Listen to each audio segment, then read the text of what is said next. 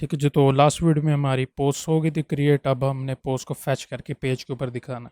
अब इसका आइडिया ये है कि मैं यहाँ पे इसको जो पोस्ट वाला पेज है यहाँ पे नीचे दिखाऊंगा इसको। ठीक है, तो अब व्यूज़ पे आ जाएंगे, पोस्ट पे आएंगे और यहाँ पे जो हमारा फॉर्म है इसके बाहर आके आप यहाँ पे लिखते हैं डिवीजन, इसकी क्लास दे दें, इसको हम पैडिंग दे देते हैं 2 की, राउंडेड कॉर्नर इसके, और इसको बैकग्राउंड कलर दे देते हैं ग्रे 100 का।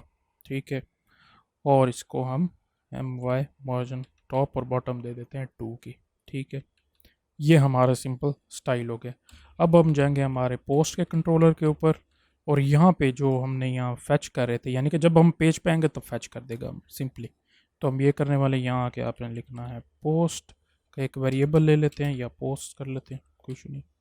ठीक है, और यहाँ पे आप यूज़ करेंगे पोस्ट, यानी कि जो हमारा मॉडल था पोस्ट का वो कॉल करेंगे, और यहाँ पे आप सिंपल लिख देंगे गेट।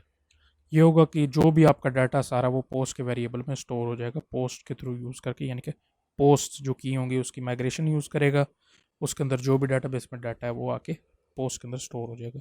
और आपको पता है हम इसको इंजेक्ट किस तरह करते थे, हम व्यू के साथ यहाँ पे एक अरे पास करते थे जिसकी एक की होती थी और वैल्यू होती थी। तो हम यहाँ पे हमारी की पोस्ट है और इसकी वैल्यू जो हमारी जितनी भी आ रही हैं वो हमारी पोस्ट सारी की सारी इसकी वैल्यू, सॉरी सेमीकोलन एंड में नहीं आएगा, इसको ऐसे रहने दें। ठीक है, अब आएंगे हम यहाँ पे अपने व्यू के ऊपर, और यहाँ पे आके आपने फॉर ईच लूप लगाना है। यहाँ पे फॉर ईच लूप लगा लेंगे, इसको यहाँ एंड में पेस्ट कर देंगे। ठीक है, डिवीजन को यहाँ पे आके आपने पोस्ट लिखना है जो कि हमारा ये वाला होगा, इसके साथ आपने एट द रेट लगा के इसको, सॉरी डॉलर लग, इधर यहाँ पे आपने इसको डॉलर लगा के पोस्ट कर देना है, और इसको फॉर ईच डायरेक्टिव के ज़रिए इसको एक्सेस करेंगे। यहाँ पे आके आप पोस्ट लिख दें, एज ए पोस्ट के तौर पे यूज़ होगा।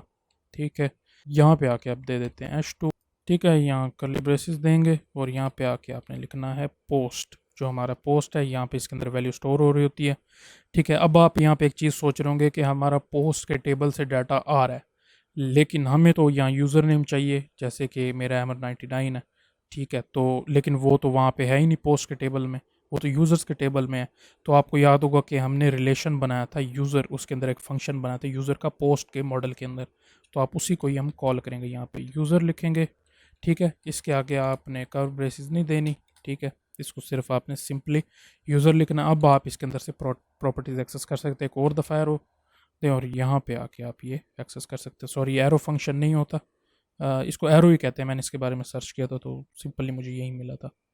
ठीक है, अब ये देखें, ये इसके अंदर सारी प्रॉपर्टीज़ एक्सेस हो रही हैं। मैं ईमेल भी ले सकता हूँ और यहाँ से यूज़र नेम भी ले सकता हूँ, तो मैं यूज़र नेम ले लेता हूँ। ठीक है, यहाँ पे आके 5 दबाऊंगा तो इसने 3 दफ़ा यूज़र नेम ले लें, क्योंकि यहाँ पे 3 हमने पोस्ट की हुई हैं, इसमें मैंने की थी पहले। ठीक है, अब आके हम नीचे एक बॉडी ले लेते हैं, तो इसके लिए मैं पी यूज़ करता हूँ, क्लास टेक्स्ट ग्रे 600, यहाँ पे दोबारा कर्ली ब्रेसेस पोस्ट।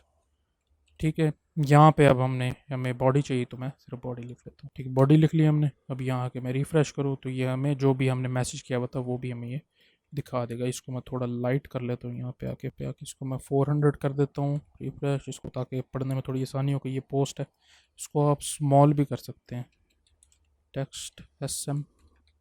अब रीड करने में थोड़ी आसानी हो रही है कि ये हमारा मैसेज है और ये ऊपर उसका यूज़र नेम है। अगर मैं यहाँ आके और लिखूँ गुड डे, एंटर करूँ इसको, तो यहाँ पे ये नीचे आना शुरू हो जाएगा। ठीक है, यहाँ पे गुड डे बाद में आ रहा है, यहाँ पे A.A।